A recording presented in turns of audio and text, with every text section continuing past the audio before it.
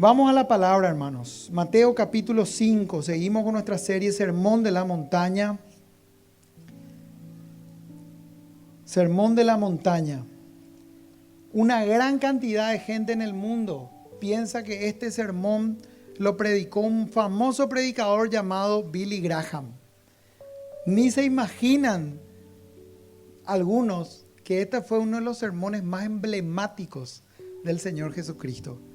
Habíamos comentado ya que así como Moisés subió al monte para recibir las tablas de la ley, donde Dios le dio todas esas leyes para el pueblo de Israel, asimismo, ahora en el Nuevo Testamento y como una confirmación nuevamente de todo lo que Dios dijo y profetizó en el Antiguo Testamento, porque esa es la coherencia que hay entre el Antiguo y el Nuevo Testamento.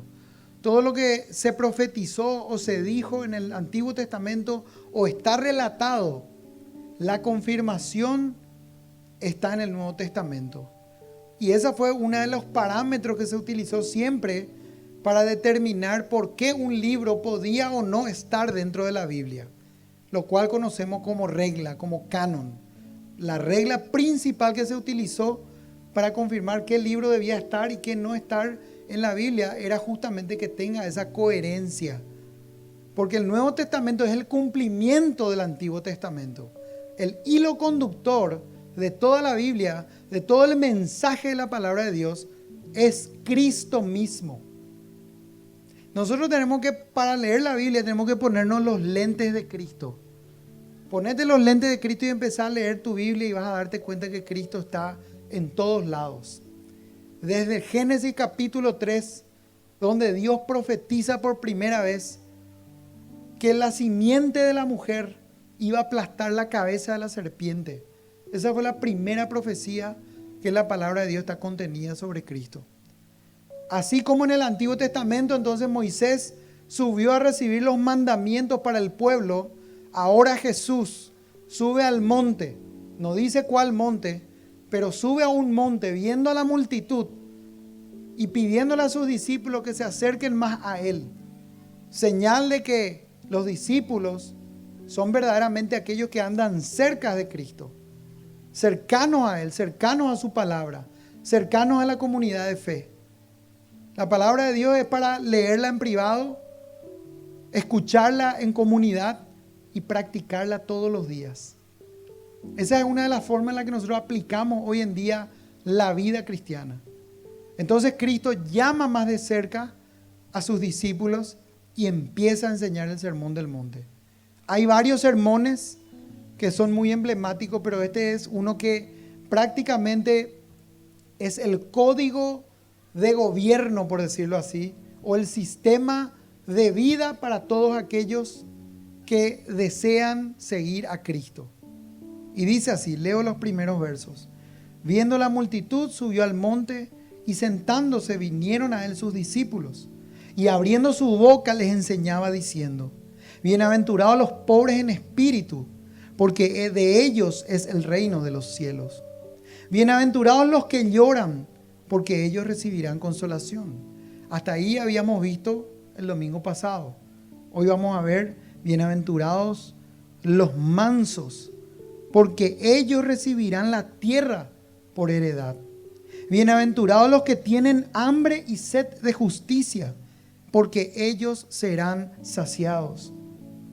Bienaventurados los del limpio corazón, porque ellos verán a Dios.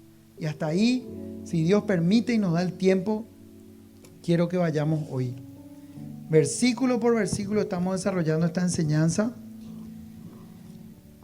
Así que los humildes, los mansos, dice acá, bienaventurados los mansos, porque ellos recibirán la tierra por heredad. Otras versiones habla de los humildes. La humildad es una cualidad de la persona en cuanto a carecer de arrogancia, según el diccionario bíblico, y orgullo. Es decir, como dice Romanos 12, 1 al 2. ¿Podemos mirar? Romanos 12, 1 al 2.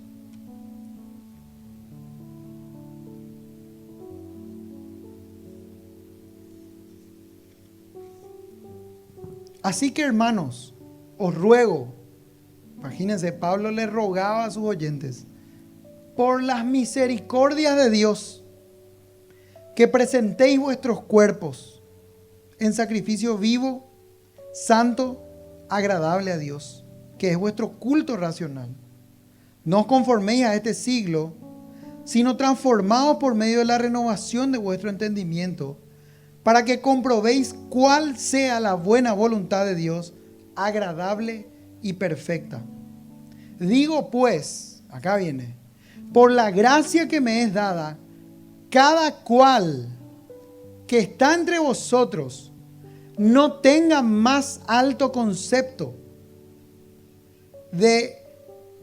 no tenga más alto concepto de sí que el que debe tener, sino que piense de sí con cordura, conforme a la medida de fe que Dios repartió a cada uno. Que piense de sí con cordura. Según la palabra de Dios, esa es la señal o el significado de la humildad en la vida de una persona. El Antiguo Testamento relaciona la humildad o los mansos o la mansedumbre con la penosa experiencia de los israelitas como esclavos en Egipto. Un pueblo pobre, afligido y sufrido. La palabra hebrea que se traduce como humildad es similar a otra que significa estar afligido. En el concepto del Antiguo Testamento, la humildad estaba íntimamente relacionada con personas pobres y afligidas.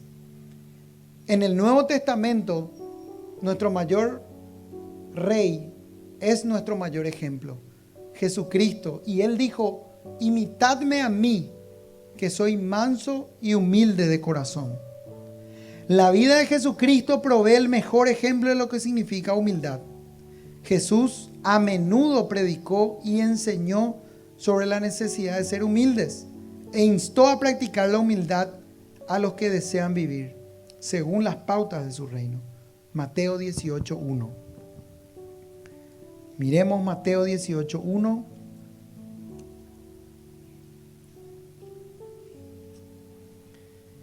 En aquel tiempo los discípulos vinieron a Jesús diciendo, ¿quién es el mayor en el reino de los cielos? ¿Cuándo no, verdad? El hombre buscando quién es el mayor. Pareciera ser que eso está en la naturaleza más profunda de nuestro corazón. Queremos ser el más grande, el más exitoso, el más rico, el más famoso, el mayor de todo, el más ungido. Y llamando Jesús a un niño, lo puso en medio de ellos y dijo, de cierto os digo, que si no os volvéis y os hacéis como niños, no entraréis en el reino de los cielos. Aquí la palabra de Dios nos está diciendo que seamos infantiles en nuestra manera de actuar, en nuestra conducta. Aquí la palabra de Dios nos está llamando a tener un corazón como de niño, un corazón con inocencia, un corazón puro, un corazón con santidad, un corazón perdonador. Recordando que el Padre nuestro, la oración que Cristo enseñó a sus discípulos, es esa oración que dice, perdónanos nuestros pecados, como también nosotros perdonamos a quienes nos ofenden.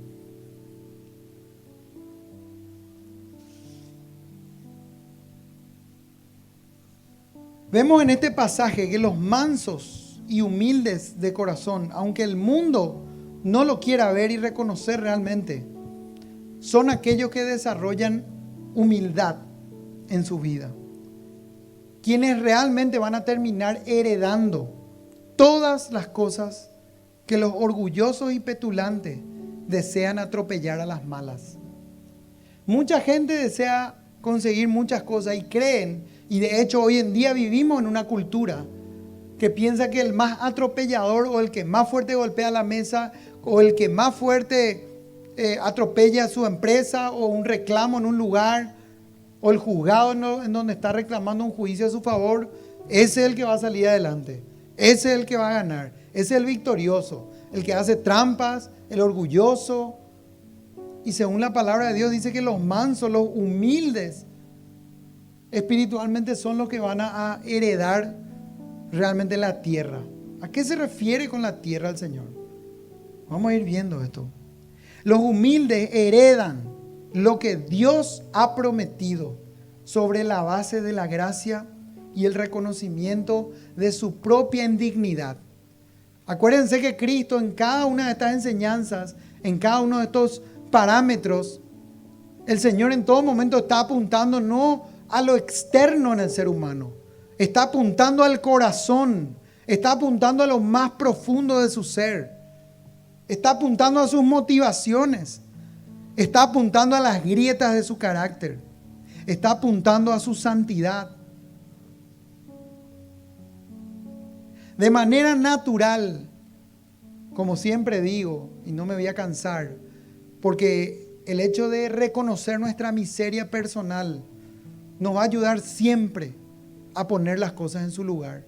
Nos va a ayudar siempre a tener una dependencia de Cristo. Pero es necesario reconocer. Cuando no reconocemos, cuando no vemos nuestra miseria o nuestra necesidad, hay un problema. Pero cuando somos conscientes de nuestra necesidad de ser mansos, ahí es donde el Señor nos da esa heredad que tiene para nosotros. Claro, no está hablando en términos, vas a heredar un terreno o una casa. Porque según la palabra de Dios, y eso vamos a verlo más adelante en Mateo capítulo 6, eso es una añadidura. Todo lo terrenal que podamos conseguir acá en la tierra, gloria a Dios por el sustento, por el abrigo, por el techo que tenemos. Gloria a Dios por todo eso. Y gloria a Dios por las bendiciones materiales que Él nos da. Pero esa no es la motivación. Eso está en segundo plano, según la palabra de Dios. Según la Biblia, nosotros debemos dedicarnos primeramente a buscar el reino de los cielos. Y todo lo demás vendrá por añadidura. Ahora, eso no significa que ya no tenés que trabajar, que ya no tenés que tratar de ser excelente, que ya no tenés que buscar seguir avanzando y seguir prosperando, seguir, por ejemplo, si es que no tenés una casa, seguir trabajando para tener tu casa propia, por ejemplo. No quiero que pensemos que esto se trata de un extremismo. Cristo estaba tratando acá con sus oyentes y con el corazón de sus discípulos principalmente. Entre ellos, así como hoy en día en la iglesia también había mucha competencia. Por eso se van sus discípulos incluso con su mamá, algunos, y le preguntan: Señor, mi mamá quiere que nosotros estemos a tu lado en el cielo. Jesús llegó a decirle a sus discípulos: ay, ¿hasta cuándo voy a tener que estar con ustedes, generación incrédula?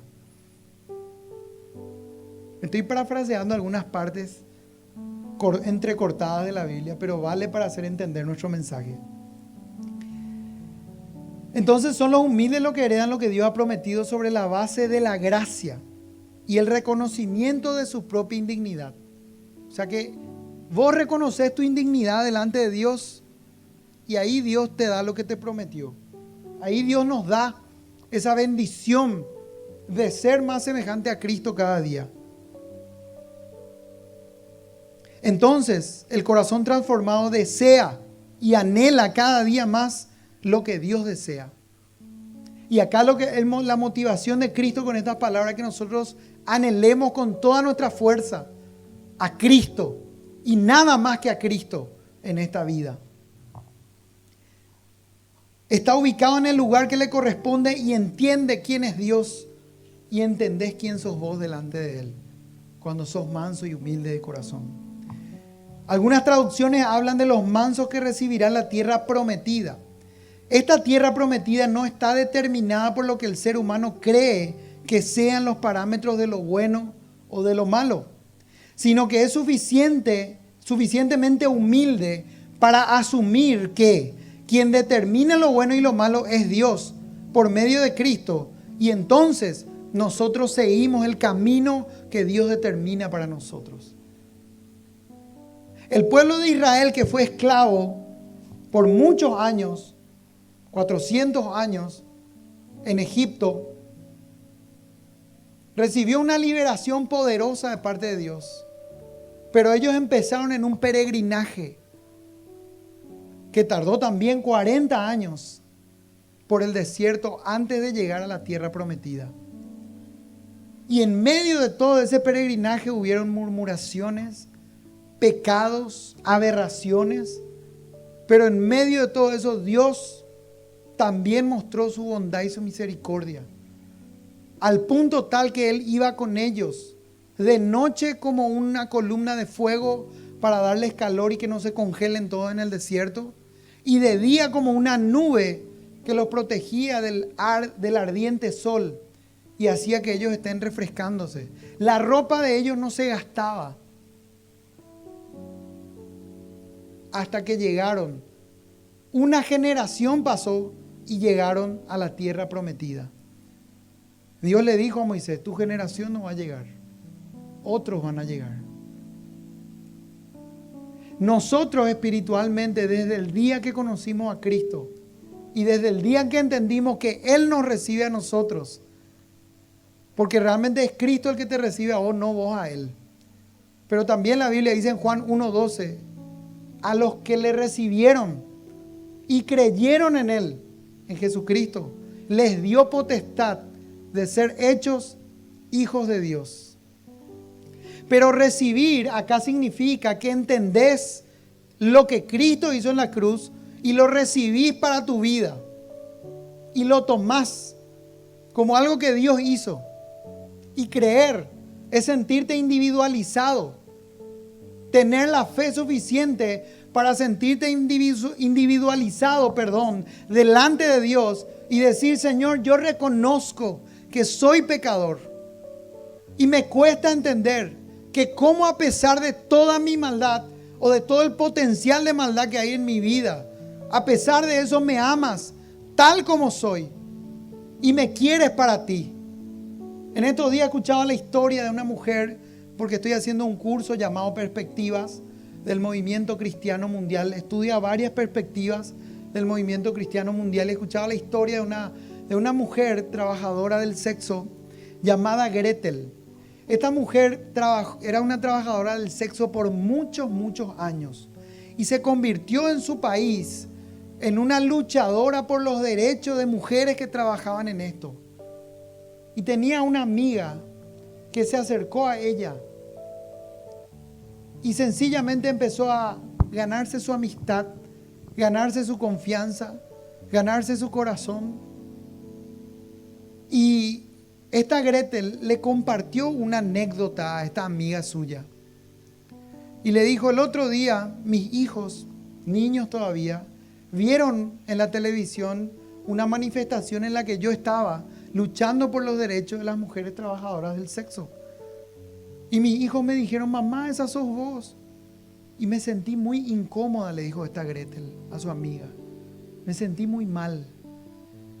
Y esta amiga cuenta que ella ya sabía que Dios estaba trabajando en el corazón de esta mujer, porque ella estaba orando por ella. Y empieza a predicarle el Evangelio. Al predicarle el Evangelio, esta Gretel le responde, pero yo no soy digna. Yo cometí pecados terribles. Yo hice cosas insalubres, hice cosas muy malas. A lo que esta amiga responde y le dice, yo también hice cosas muy malas. Y yo también soy pecadora como vos. Las dos somos pecadoras. Él empezó a hablar del Evangelio, le empezó a predicar de Cristo. Y ella dice que fue tanto el amor que ella sintió, que ella lo único que hizo fue dejarse amar por Cristo. Y que el amor de Cristo, a pesar de quién era ella y a pesar de cómo era, fue lo que terminó de transformarla. Y yo me acordé de mi experiencia personal de conversión y me puse a pensar que realmente lo que termina derribando todos nuestros argumentos, lo que termina derribando toda nuestra resistencia a Dios, lo que termina derribando cualquier tipo de rebeldía en nuestro corazón ante Cristo, es sentirnos verdaderamente amados por Él, sin importar lo que hayamos hecho. Entender que en Él somos amados, somos perdonados, somos hijos, aceptados. Y Él nos quiere dar una vida digna. Quiere dignificar nuestra vida para que podamos caminar según sus propósitos, que son propósitos de bendición y no de maldición. Nosotros podemos creer muchas veces que estamos en un camino de bendición, haciendo nuestra propia voluntad en todas las áreas. Pero la Biblia claramente dice que hay caminos que al hombre le parece que son de bien, pero terminan siendo caminos de muerte. Es por eso que el llamado es a confiar en Cristo de todo nuestro corazón y empezar a caminar bajo estos parámetros que nos enseña la Biblia. ¿Conocen la historia? Me parece una historia que probablemente te va a hacer reír, pero ¿conocen la historia del conejo y la tortuga? El conejo presumido que le decía a la tortuga: yo te voy a ganar en la carrera. Vos vas a venir a competir conmigo. Vos sos una tortuga. Jamás me vas a ganar vos. Y presumía, inflaba el pecho y estaba así. Empezó la carrera. Y ustedes ya conocen, muchos de ustedes, la historia. Y nuestros niños más bien van a conocer. O no sé ya si los niños de esta generación conocen esas historias. Pero el punto es que finalmente termina ganando el que estaba ahí calladito, en silencio, y que parecía ser el menos apto para ganar la carrera. Es más, no es lo que parecía, era el menos apto. Tan presumido el conejito, tan orgulloso, tan altivo, tan soberbio, terminó perdiendo.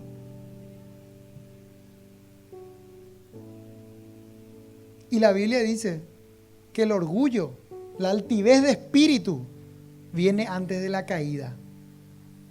Así que siempre es bueno humillarnos delante del Señor. Claramente la palabra de Dios nos dice que Dios resiste a los soberbios, pero da gracia a los humildes. ¿Qué necesidad tenemos de resistir nuestro pecado? De esconder nuestro pecado. Es cierto, no es tampoco para hacer público. El pecado genera vergüenza y culpa. Pero si vos ya hablaste con Dios, ya le confesaste tus pecados y estás en una lucha constante, busca ayuda.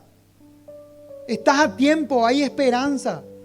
Pero pedile a un hermano o una hermana de confianza en la fe, maduro espiritualmente, que te tome del brazo y que te saque del barro, que ore por vos, que caminen juntos, que rindamos cuentas.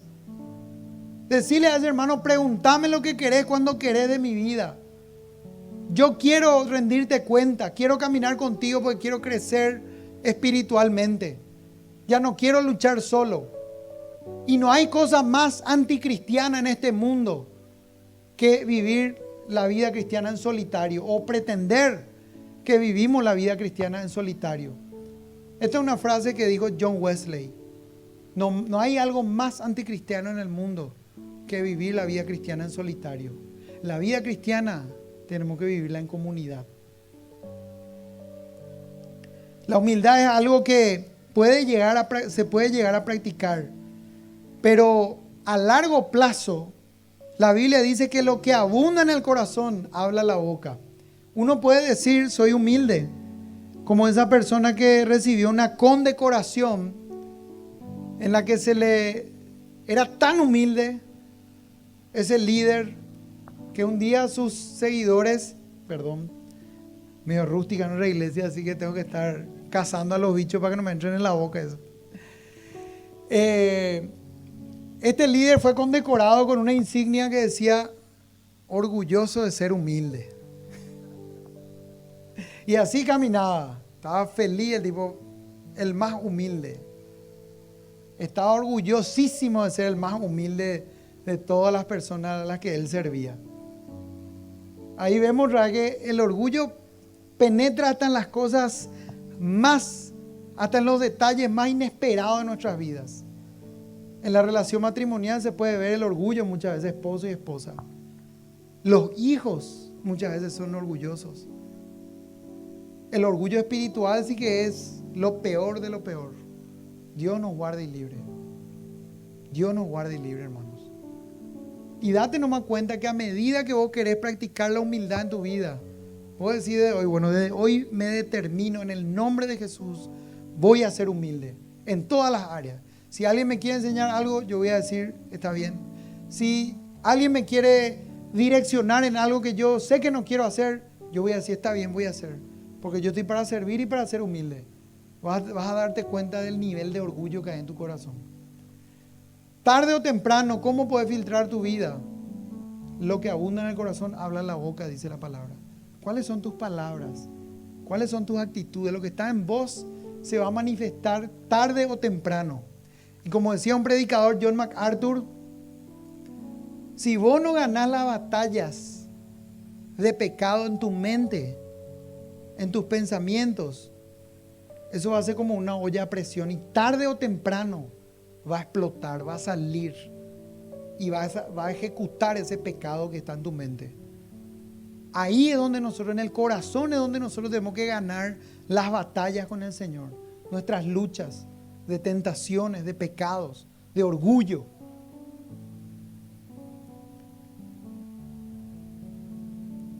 Acá puse yo el Facebook, las actitudes, la manera de conducirse en esta vida. Todo eso habla de vos, de quién sos, de cómo está tu vida y tu corazón. Por lo tanto, se necesita ser una persona que ha nacido de nuevo. Eso luego es categórico. Si no nacemos de nuevo, no podemos esperar ni un poquitito, al menos desde la perspectiva bíblica, espiritual, que Cristo nos está enseñando acá para nosotros. Es imposible. Entonces, nuevo nacimiento.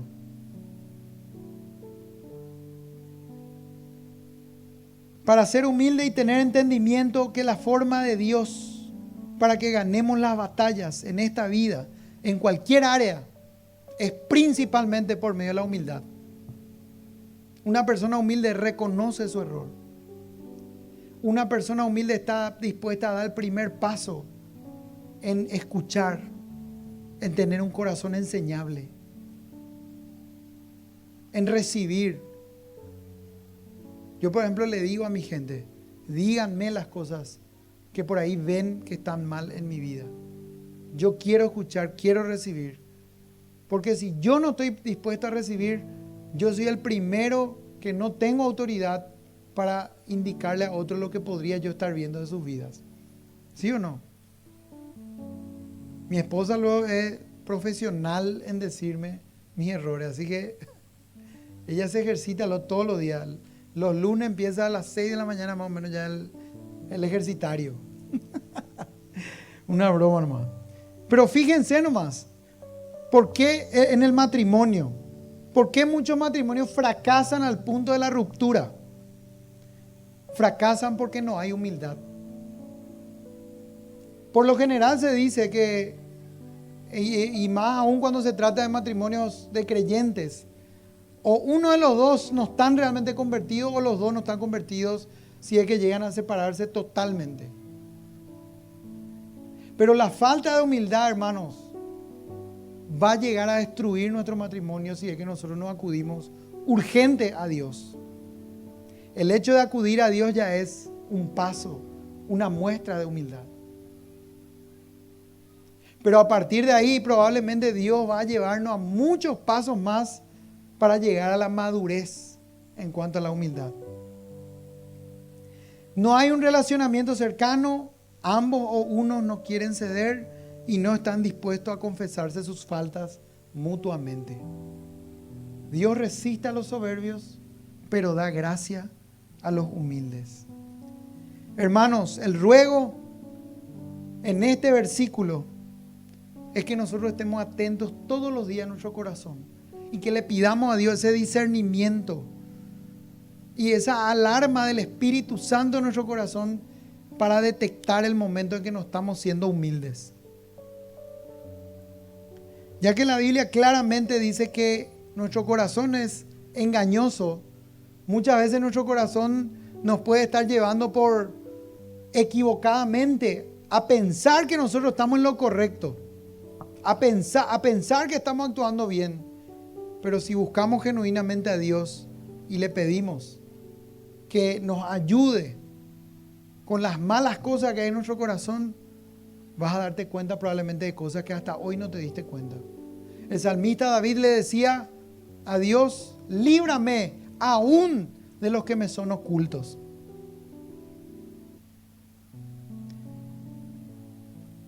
Versículo 6. Mateo 5, versículo 6.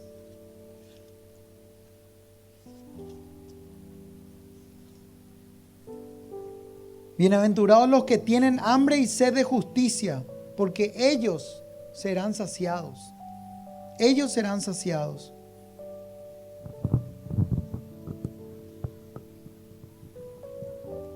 El hambre y la sed están relacionadas con las cuestiones más básicas en la vida humana. El hambre y la sed. Gran parte de la población mundial sufre y muere por falta de agua y por falta de comida. Humanamente, en el mundo es evidente que se viven muchas injusticias. Y eso hace que mucha gente busque la justicia. Por lo general, con motivaciones equivocadas. Mis hijos, por ejemplo, me suelen decir a veces cuando están medio enojaditos, medio chinchuditos, o yo trato de hacer algún tipo de justicia con ellos cuando se pelean entre hermanos. Eso es injusto, te dicen. ¿Cómo uno mide el parámetro de justicia e injusticia? Lo que pasa es que nosotros fuimos diseñados a imagen y semejanza de Dios. El chip de la justicia está insertado en cada uno de nosotros. Pero por causa del pecado, eso está distorsionado en nuestra vida de manera natural. Tiene una distorsión. Así que lo que nosotros, fuera de la palabra de Dios o fuera de los parámetros de Cristo, llamamos justicia o injusticia, probablemente puede estar equivocado. No digo en el 100% de los casos. Hay cosas que son 100% reclamables, por decirlo de alguna manera. Pero hay otras en las que nosotros normalmente necesitamos calibrar nuestro corazón en la presencia del Señor.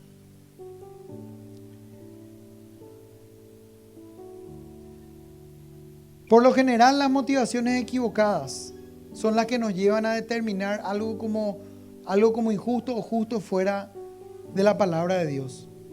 Pero aún así, no se puede negar que vivimos en un mundo con muchas cuestiones que se encuentran sin equidad, porque el significado de la palabra justicia es dar a cada uno lo suyo, equilibrio, equidad. Los abogados van a saber mejor que yo. Todo esto se da por la naturaleza pecaminosa que existe en el ser humano y que se ve en toda la creación. Eso se ve en toda la creación, afectada por el pecado. Jesucristo dijo: quien esté libre de pecado, que tire la primera piedra, refiriéndose a estos fariseos que trajeron a esta mujer pillada en el acto mismo de adulterio delante de él. Pero más que nada era una prueba para Cristo. En todo momento estos fariseos querían tenderle una trampa a Cristo, a ver cómo él actuaba delante de la ley de Moisés que ellos tenían como regla y lo que Cristo venía a enseñarles. Porque aparentemente era toda una revolución. Aparentemente, Cristo venía a enseñar cosas que no estaban de acuerdo a la ley. Sanaba a un enfermo en día de descanso. ¡Qué locura! Para ellos, ¿verdad? Pero Jesucristo respondía: mi Padre trabaja y yo trabajo. ¿Acaso ustedes, si tienen un animal que está atado, no le van a desatar en el día de descanso? Hablándole de sus posesiones y sus intereses personales. Así también, con esta mujer pillada en el acto del adulterio, Cristo lanza esta palabra: quien esté libre de pecado, que lance la primera piedra. Es por eso que podemos ver que la justicia, a la luz de la palabra de Dios, tiene una perspectiva, una connotación diferente para nosotros. Tiene la connotación del reino de Dios. El reino de Dios, según el apóstol Pablo en Romanos, no es comida ni bebida, sino es justicia, paz y gozo en el Espíritu Santo. Vivir una vida justa.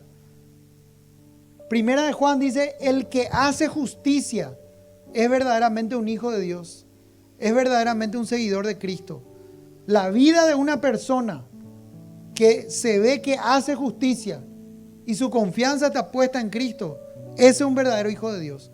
¿Cómo hacemos justicia? A la luz de todo esto que estamos aprendiendo. A la luz de vivir según los 10 mandamientos. No como una regla para salvarnos, pero sí como un tutor, como un maestro que nos lleva de la mano día a día a amar más a Dios y a vivir más según lo que a Dios le agrada que lo que al mundo le agrada. ¿Me hago entender, hermanos? Creo firmemente que siempre que Jesús nos enseña algo por medio de las Escrituras, su vida misma apunta a lo más profundo de nuestro ser, como ya dijimos, al corazón del hombre, que por cierto, según Jeremías, y repito esto un poco, según Jeremías 17:9, si quieren pueden leerlo, apuntarlo, es malo y engañoso. Viendo de esta perspectiva y en contexto con la enseñanza del Sermón del Monte, se puede notar que el hambre y la sed de justicia, una vez más, tiene que ver con reconocer nuestra insuficiencia de vivir una vida justa en un mundo perdido y caído. Porque nosotros mismos, sin Cristo, estamos perdidos y caídos. Y aún en Cristo, los vestigios de la naturaleza caída y pecaminosa siguen luchando por perseverar en nuestra vida. Siguen luchando todo el tiempo por salir a flote. Siguen luchando por manifestarse la naturaleza caída y pecaminosa. Termino en unos minutos. Llegué ya a mi hora, pero quiero terminar con esta parte.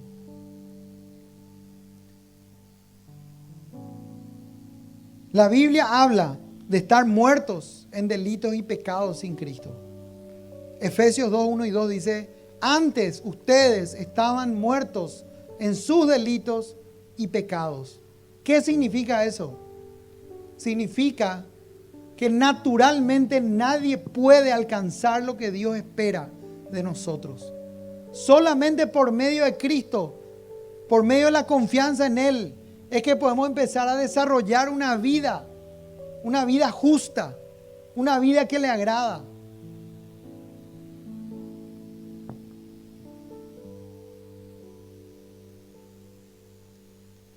Hay una historia de una familia que tuvo un bebé.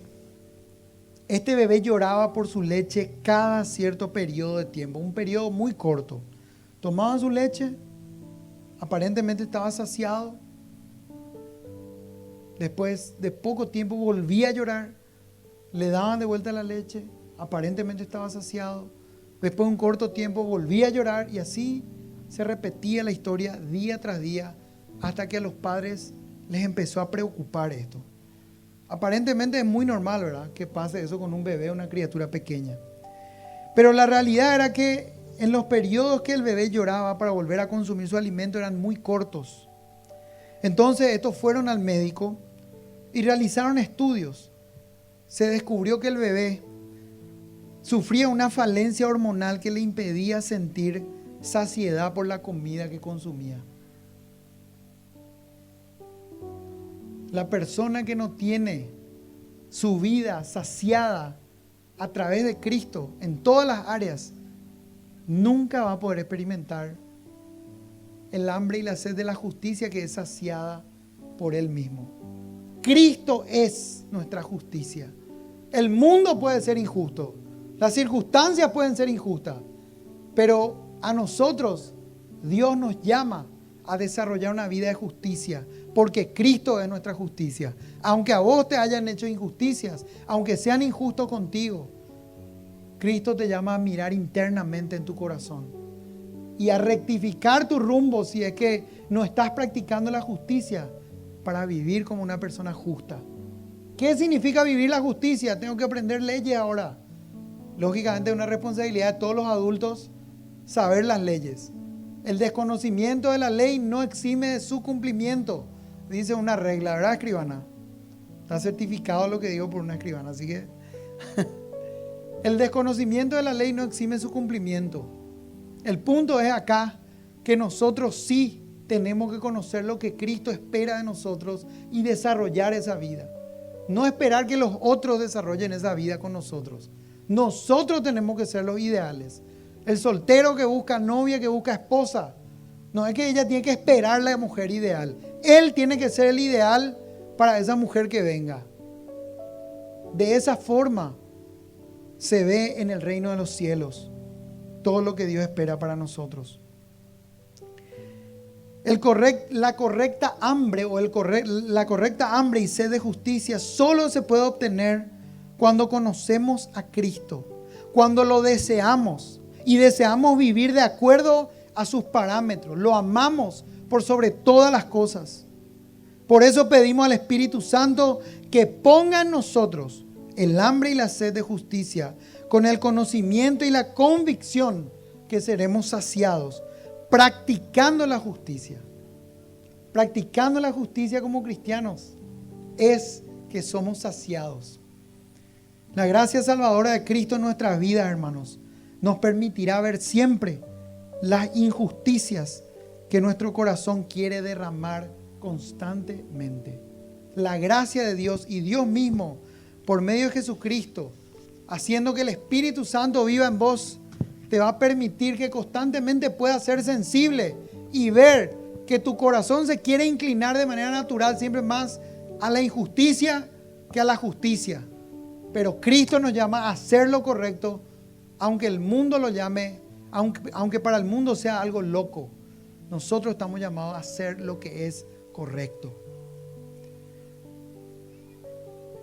Dios está a nuestro lado y quiere realmente saciar nuestra vida, darnos esa vida de victoria y que desarrollemos como expresión de vida en semejanza a Cristo este llamado a una vida justa, a una vida mansa y humilde de corazón, para que Él reciba gloria, honra y alabanza. Amén, hermanos. Así que el desafío es que esta semana te vayas y toda la semana practiques, ponete como tarea humildad y justicia. Yo voy a vivir una vida justa porque vos podés vivir eso con tus propias fuerzas, porque Cristo ganó para vos eso en la cruz y es en sus fuerzas que podés vivir eso. La gracia de Dios, el regalo inmerecido de la salvación, nos ayuda a entender que de manera profunda hemos sido perdonados sin merecerlo. Pero no se queda solo ahí. La gracia perdonadora de Dios borra nuestro historial de pecados. Pero Colosenses capítulo 2 versículos 13 y 14 nos habla de la gracia transformadora de Dios. Y voy a leer contigo para terminar. Los niños parece que ya terminaron su clase. Colosenses capítulo 2, versos 13 y 14. Y a vosotros, estando muertos en pecados y en la incircuncisión de su carne, os dio vida juntamente con Él, perdonándoos todos los pecados. La gracia, el regalo inmerecido del perdón de Dios por medio de Cristo, anulando el acta de los decretos que había contra nosotros, que nos era contraria, quitándola de en medio y clavándola en la cruz. Lo que significa que la gracia de Dios también es una gracia que transforma tu alma para poder caminar y vivir como Cristo desea que lo hagamos. A medida que más creamos y más recibamos por fe esa gracia perdonadora y transformadora de Dios en nuestra vida, en esa misma medida vas a poder aplicarla a tu vida. En esa misma medida te vas a dar cuenta que no es por tus fuerzas, que Dios te está cambiando, que Cristo tiene el poder para quitar ese corazón de piedra y poner un corazón de carne en su lugar, con la ley de Dios escrita en ese corazón.